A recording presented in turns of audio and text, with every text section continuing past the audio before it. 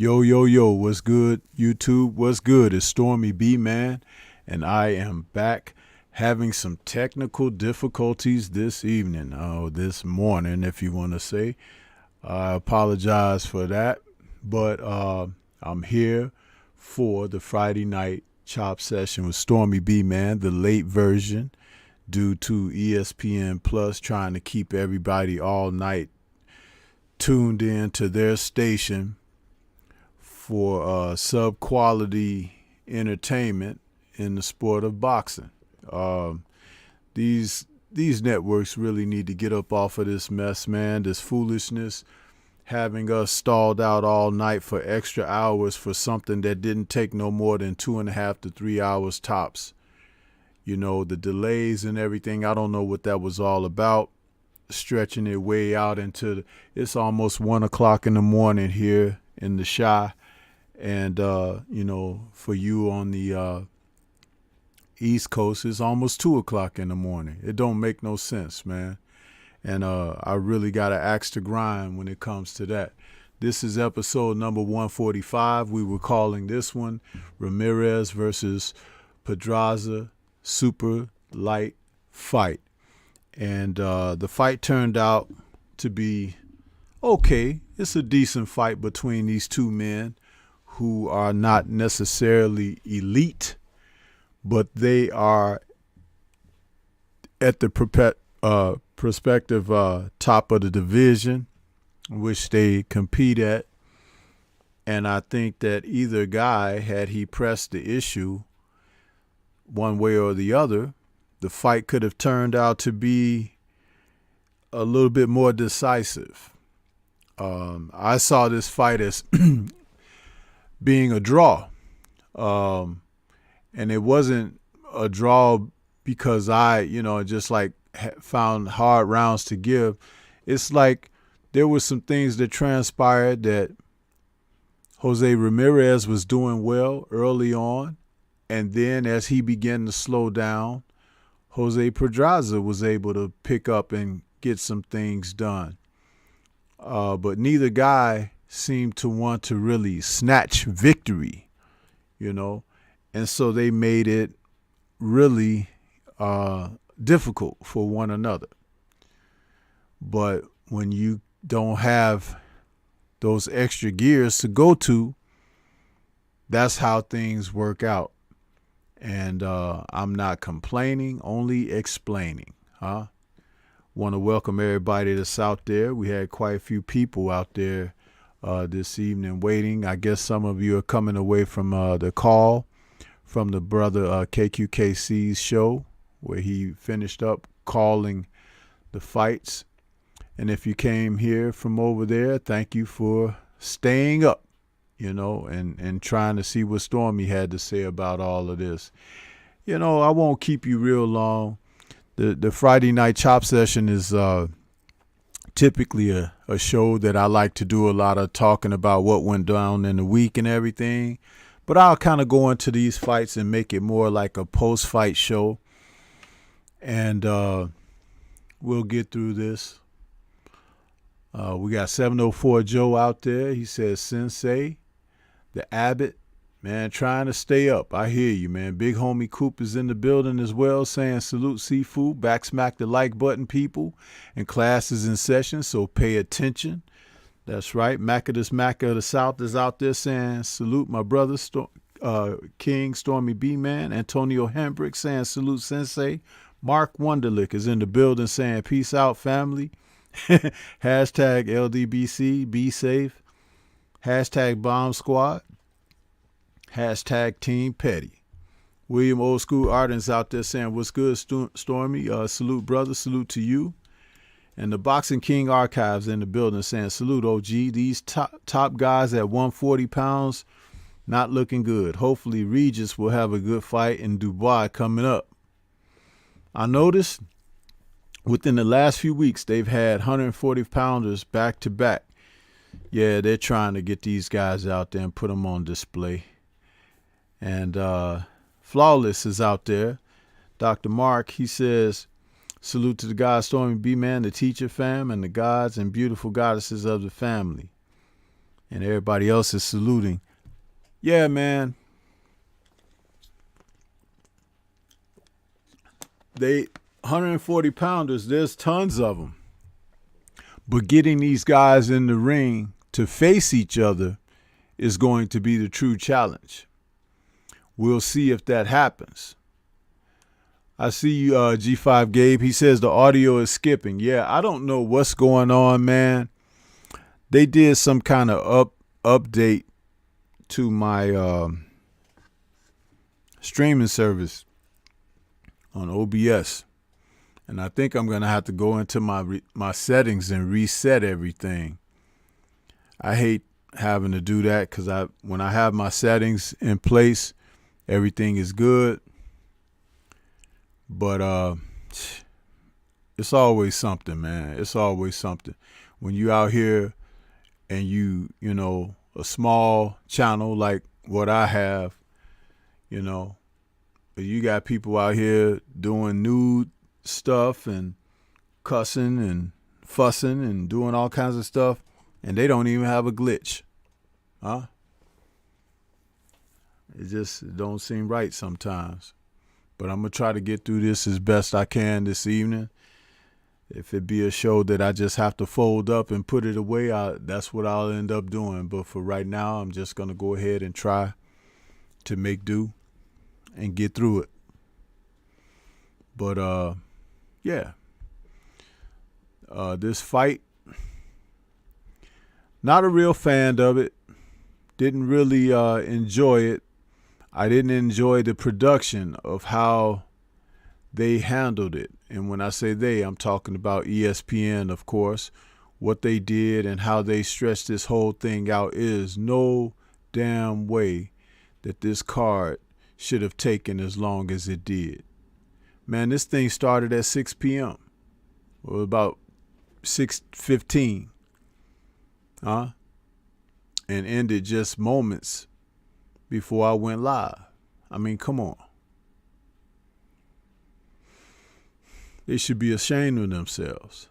It was like you had sat down and watched a couple of NFL games or something, man. That's what it was like, you know? And this is what we got to show for it. A lackluster, unanimous decision for Jose Ramirez in a fight that I'm not sure he won. Huh? I'm not so sure he won that fight. What do you guys think? And it looked like every time Pedraza actually tagged him, it looked like he might fall to pieces. And Pedraza didn't try to follow up. So I was like, what's really going on here? You got one guy can't fight, the other guy don't want to fight. Come on, man. And either of these guys talking about moving up to 147? Are you kidding me? You are cannon fodder. You will be defeated at 147. You better continue to thrive and survive at 140. You know? What is that? Oh, salute to you, G5 Gabe. It's your birthday, man. Happy birthday to you, bro. I didn't know that.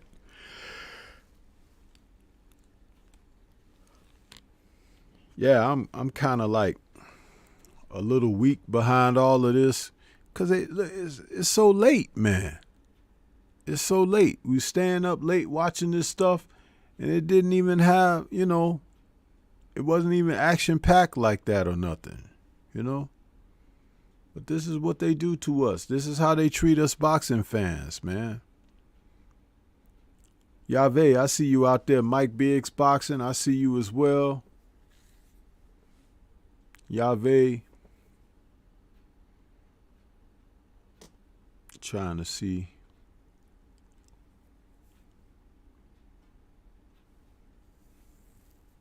Yeah, man.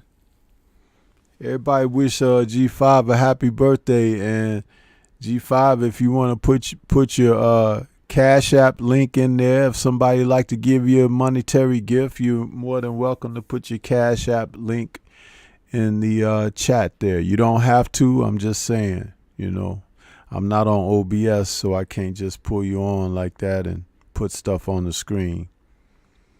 But and forgive me, you all, if I sound like I'm dragging a little bit, because I am. It's like it's late and just going through this whole process. But this fight right here could have been a lot better than the way these men performed. And I think the only thing that would have made it better is if one of them dared to take a risk in the fight. Nobody dared to be great in this fight. They both fought at a certain plateau and area, of safekeeping that shows me that, you know, don't start none, it won't be none. That's how they fought. And I'm not an advocate of, you know, these guys just playing it safe.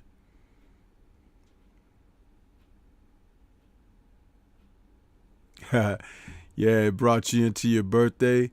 Yeah, it almost take you out on your birthday too with the boringness of it, right? I'm just I don't know. And I don't know why this thing is saying Jose Ramirez versus Jose Cepeda, because it's supposed to say Jose Pedraza. See, that just goes to show how jacked up it is, huh? You gotta let me take that down. That image up there. What the hell? You see that crap? Take that down off of there. And you guys didn't even say nothing either. You got Stormy sitting up there. I'm like, man, please.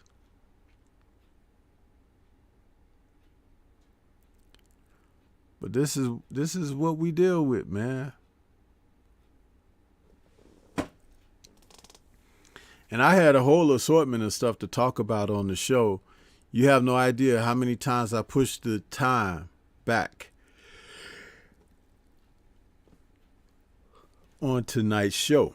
I set the time back like 4 times. The original scheduled time is 8 o'clock. I realized the fights were starting at 6 p.m. on ESPN Plus, so I set it back to 10:30. Then as I realized it was 9 o'clock and it wasn't even near time for these guys to come to the ring, even though they said they was coming to the ring at 9:30 Eastern. 10:30 Eastern, which is 9:30 my time. So I had to push the timer back again to about 11:15, 11:30. Then I finally just pushed it back to midnight. So, you know, that just shows you, you know, man, it's what they do to us, man, with our boxing. And I appreciate any of you guys that are out here, you know, listening to me this evening, because I know you don't have to be up this late. And I'm not going to stay up too much later myself, because this is just ridiculous. And I got a show to do in the early afternoon. Lost D and I, we're going to do another Kingdom and States. We haven't done one of those in a long time. But I'll just talk about this fight for a little bit. The Pedraza and Ramirez.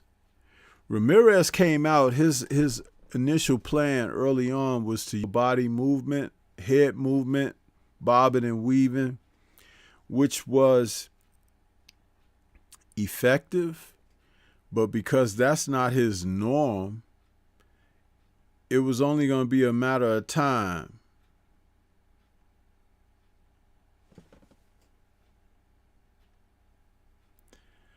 checking a message I'm receiving. If it's not your normal style, eventually that wears down. When fatigue sets in, then you find yourself slowing down, and then you could end up taking shots, which is exactly what happened. Pedraza started landing and timing his shots, but Pedraza wouldn't let his hands go. And that was the part that I didn't understand. I'm like, dude, throw the combinations, they're there. And then I remembered they said, when they were introducing him, they said he's 32 years old. You know, 32 years old fighting at those lighter weights like that, where you got to cut weight, you know, you start to age, man. Your timing be off, you know, all of that stuff. You know, it's tough. So maybe Pedraza, you know, age is kicking in for him, because there were openings and he just wouldn't let his hands go. And then when he did let his hands go, a lot of times his shots was landing, but he didn't throw frequent enough. So I'm looking at it like, okay, what's wrong with you, bro? You know?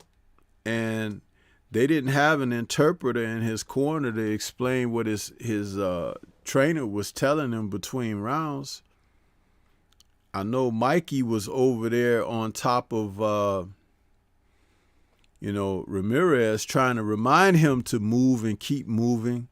He was also telling him to throw uppercuts, which he hardly ever did.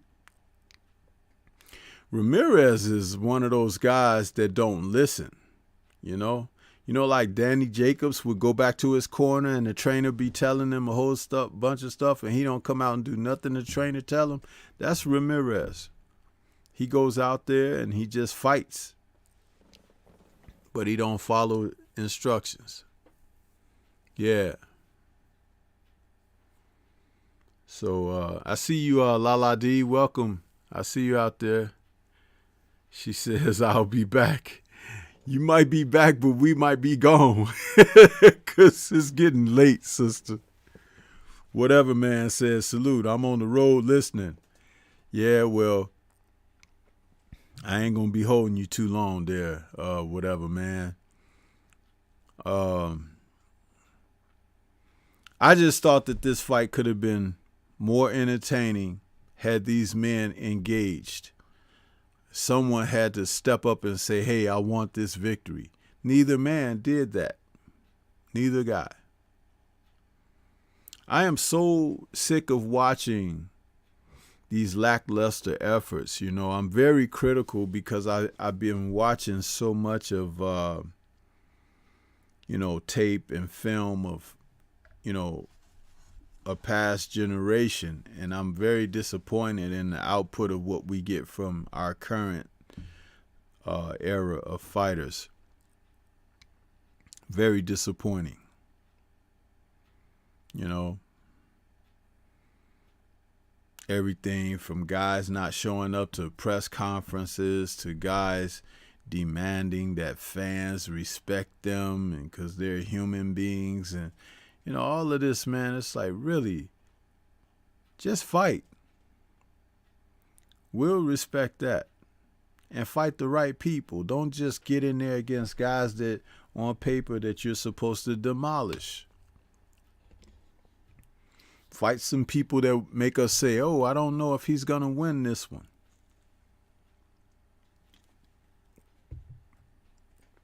Get tired of this foolishness, man.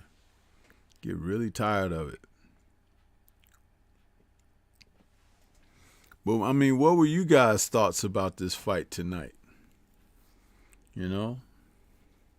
Yeah, Mike Biggs boxing. It was like watching a Matchroom card. One of those early Matchroom cards when they had like 17 fights and you'd be watching it for like 6 hours. Don't it seem like that? Man. I don't know, people. I don't know. But I ain't got that love in me this evening for this foolishness. I really don't. And I appreciate everybody that came out, man, hit the like button and everything, waiting to hear me. But, you know, They really drained me this evening. They took the wind out of my sails. and it's 1 a.m., you know. So I'm going to get on off of here. Shout out to the mighty LDBC. The stream was acting up as I was running my my intro. Don't know what that was all about, you know, but we'll catch up later. And Stormy will be back with his Kingdom and States with Laws D. That's going to be around 1 p.m. Central. So you guys can look out for that. And if Laws D is up for it, we'll talk about these fights a little bit more. But it ain't no guarantee. Because if they going to do us like this, maybe we shouldn't give as much attention to them for it. You know what I mean? Because it's like there's a lack of respect. Respect to the fans. Fans are disrespecting the people in the sport. It's a whole, you know, whirlwind of, you know, doing each other. Peace to you guys. We're going to get on up out of here.